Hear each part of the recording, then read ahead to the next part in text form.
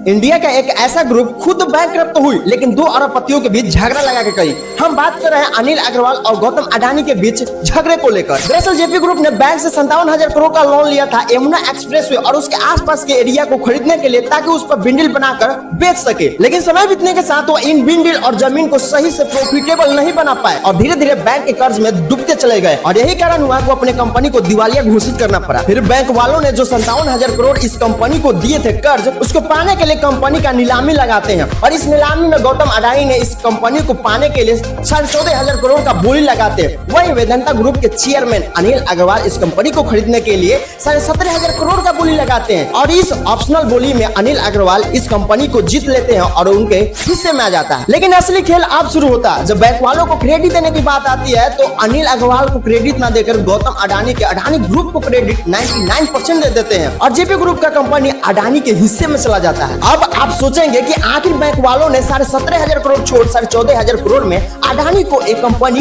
क्यों बेची।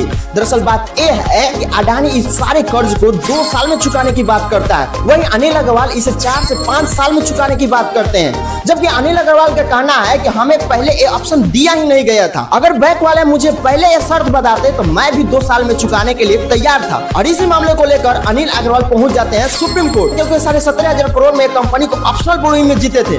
फिर बैंक वालों ने कैसे क्रेडिट दे दिया अडानी ग्रुप को और उन्हें क्यों बेचा। अब देखना यह है कि सुप्रीम कोर्ट किसके पक्ष में निर्णय लेती है। अब आप बताइए कि इस मामले में कोई स्कीम हुआ है या नहीं।